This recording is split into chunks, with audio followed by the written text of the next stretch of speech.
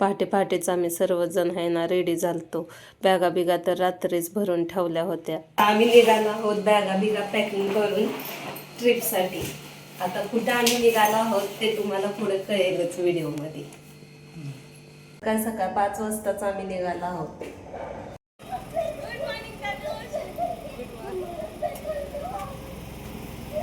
Cab तर रात्रीच pre booking केली होती, त्यामुळे कॅब पण बरोबर टायमिंगला येऊन उभा राहिली होती. इथं आहे ना आम्ही आणि माझी फ्रेंड अशा आमच्या 2 फॅमिली निघालो आहोत. डोंबिवलीपासून आम्ही 1.5 तासाच्या प्रवासानंतर फायनली CSMT स्टेशनला पोहोचलो आहोत. आणि आमचा तनुष तर ना फिरायला जायचं म्हणल्यावर खूपच खुश झाला आहे. इथे CSMT स्टेशनला ना भारतीय संविधान दिनानिमित्तानं छान अशी रांगोळी पण काढली होती. हे मुंबई महानगरपालिकेचं कार्यालय आहे, मुख्यालय आहे. इथेच नगरसेवक वगैरे सगळे बसतात. महानगरपालिकेची सर्वसाधारण सभा देखील या सभागृहात पार पाडते. हे ना CSMT स्टेशनचे मुख्यालय आहे, जे की युनेस्कोने ना वर्ल्ड हेरिटेज साईट म्हणून घोषित केलेलं आहे. आता CSMT स्टेशनवरून ना आम्हाला जायचं आहे गेटवे ऑफ इंडियासाठी. त्यासाठीच ना आम्ही बस पकडली आहे आणि बसने निघालो आहोत गेटवे ऑफ इंडियाला. CSMT स्टेशनवरून 116 नंबरचे बसेस कंटिन्यू चालू असतात गेटवेला जाण्यासाठी. आणि तुम्ही केवळ आहे ना 11 रुपयामध्ये गेटवेला पोहोचू शकता. फायनली आम्ही गेटवेला पोहोचलो आहे आणि इथून मांडव्यासाठी आम्ही बोटने जाणार आहोत. फेरी बोट 8:30चा टायमिंग आहे. थोडा वेळ आहे इथे आमच्याकडे, तर तेच आता काय फोटोशूट व्हिडिओ वगैरे करणार आहोत. आणि तनुष बघा, तनुष पण खूप खुश आहे, पण त्याला व्हिडिओमध्ये यायचं नाही आहे.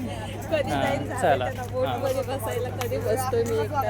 हां चला बोटीमध्ये काय कसं काय आहे ते बघूया, तुम्हाला ते पण दाखवेन. हे आहे गेटवे ऑफ इंडिया. त्याच्यासमोर आहे ताज हॉटेल. हे नवीन ताज हॉटेल आहे. आणि हे जुनंवालं 26/11चा हल्ला जो झाला होता तो देखील ताज हॉटेलवरती झाला होता आणि तो ह्या जुन्या हॉटेलमध्ये झाला होता.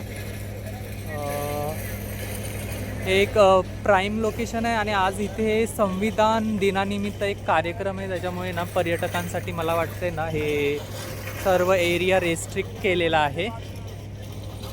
अदरवाईज हा सगळा एरिया खुला असतो आणि मोठ्या प्रमाणावर पर्यटक इथे येत असतात. गेटवेला आहे ना ह्या सगळ्या बोटी लागलेल्या दिसत आहेत ना, त्या जातात एलिफंटाला. आणि मांडव्यासाठी आहे ना त्याच्या अपोजिट साईडने बोट जाते. आणि आम्हाला जायचं आहे मांडव्याला. आणि ती मांडव्याची बोट अजून काय आमच्या आलेली नाही आहे. 8:30चा टायमिंग आहे. फायनली आमची बोट आली होती आणि मग आम्ही बोटमध्ये बसून आहे ना निघालो आहोत मांडव्याला जाण्यासाठी. तुम्ही इथे बघू शकता गेटवे ऑफ इंडिया आणि ताज हॉटेलचा व्ह्यू किती सुंदर दिसत आहे. आणि मस्त थंडगार अशी हवा सुद्धा लागते. त्याच्यामुळे ना ते बघू केस चांगले उडत आहेत.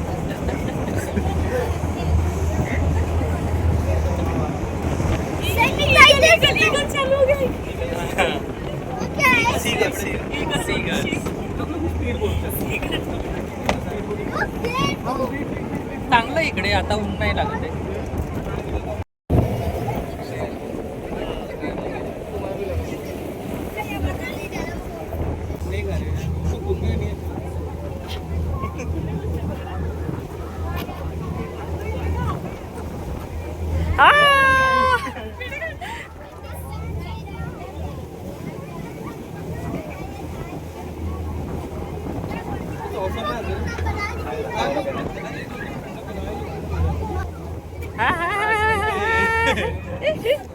ओके, फायनली आम्ही पोहोचलेलो आहोत मांडव्याला. आणि इथून आम्ही आता बसने पुढचा प्रवास आमचा बसने होणार आहे.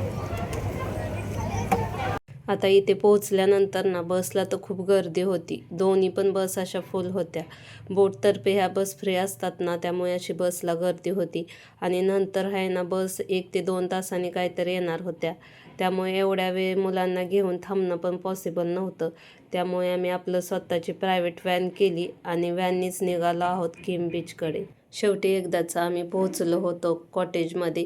हे कॉटेज आहे ना किम बीचला लागूनच आहे, म्हणजे किम बीचचा व्ह्यू आहे ना ह्या कॉटेजमधून दिसत होता. आणि हे कॉटेज आहे ना खूप सुंदर असं त्यांनी मेंटेन केलं आहे. मोठी मोठी नारळाची झाडं, रिलॅक्सिंगसाठी झोके, मुलांना खेळण्यासाठी मोकळी मोकळी जागा, खूपच सुंदर असं त्यांनी हे सर्व काही मेंटेन केलं आहे. नंतर आम्ही फ्रेश वगैरे झालो आणि थेट गाठलं किम बीच. तनुष, तनुष,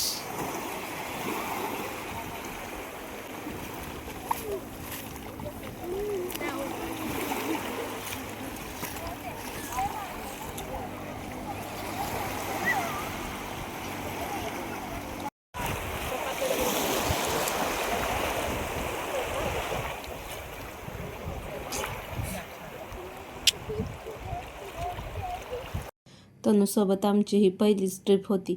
एवढ्या दिवस लहान असल्यामुळे कुठे बाहेर पडता आलं नाही. तुम्हाला तर माहीतच आहे ना, पाणी आणि सँड लहान मुलांची किती फेवरेट असते ते.